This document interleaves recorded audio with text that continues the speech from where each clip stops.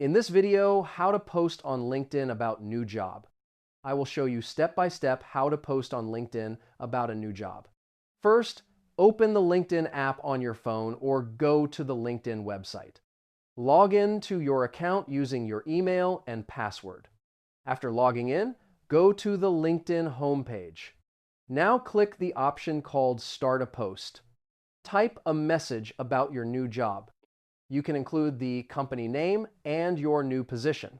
You can also thank people who supported your journey. If you want, click the image icon to add a photo.